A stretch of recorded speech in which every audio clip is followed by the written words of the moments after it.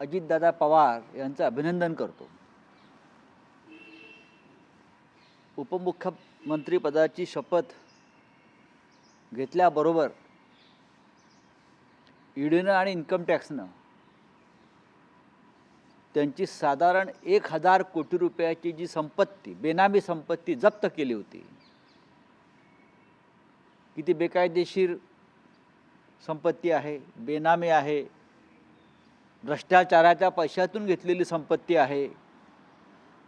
70,000 कोटीचा जो घोटाळा नरेंद्र मोदीजींनी बाहेर काढला होता भोपाळला अजितदादांचा, आम्हाला वाटलं की सगळे आरोप ते सुडबुद्धीने करतायत, ही आमची भूमिका राहिली तेव्हा, आणि त्यांच्या संपत्तीवर टाच आली आणि ताबडतोब काल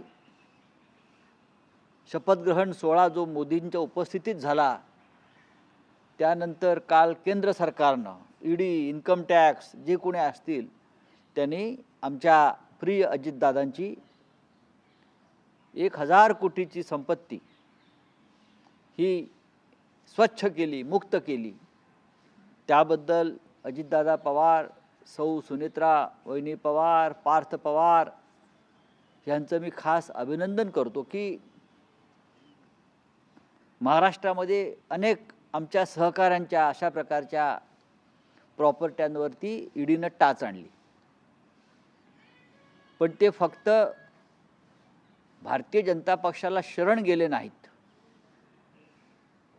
म्हणून त्यांच्या प्रॉपर्ट्या या मुक्त केल्या। आता मला असं वाटतं लवकरच नवाब मलिक यांची प्रॉपर्टीसुद्धा सोडवली जाईल।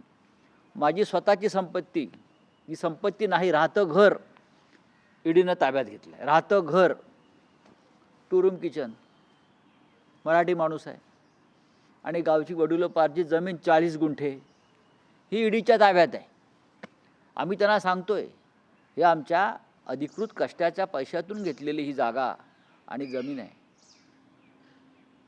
ही आम्हाला मुक्त करून द्या। पण नाही, आमच्यावर दबाव आहे, तुम्ही पक्ष सोडलात तर तुमची सगळी जी काय घर वगैरे जप्त केलं आहे ते आम्ही मोकळं करू, पण आम्ही हे करायला नकार दिला। ठीक आहे, पण अजितदादा पवार असतील, प्रफुल्ल पटेल हे भारतीय जनता पक्षात बरोबर जातात।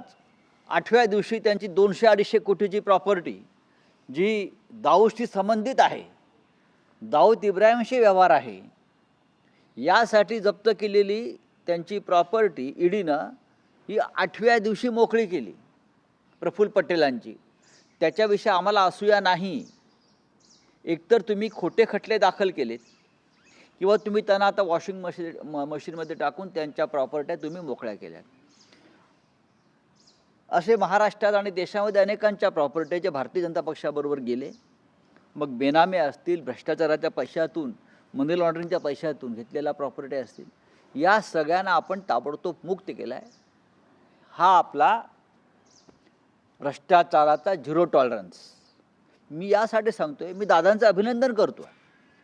ते फार त्याच्यामुळे अस्वस्थ होते, तणावाखाली होते। हजारो कोटीची प्रॉपर्टी या लोकांनी जप्त केल्यावर त्यांना पक्ष सोडावा लागला, आपल्या वडिलासमान काकांच्या पाठीत खंजीर खुपसावा लागला, पण आज त्यांच्या चेहऱ्यावरती आम्हाला विधानसभेत हास्य दिसेल, स्मितहास्य दिसेल त्यांच्या कुटुंबाच्या चेहऱ्यावर, त्याबद्दल आम्हालाही आनंद आहे। पण या देशभरामध्ये अशा प्रकारच्या केलेल्या कारवायातून जी संपत्ती जप्त केलेली ईडीने, ती सुद्धा संपत्ती काळजीपूर्वक अभ्यास करून मोकळी करावी असं माझं ईडीला आहे। त्यासाठी त्यांना भाजपमध्ये प्रवेश करायला भाग पाडू नका।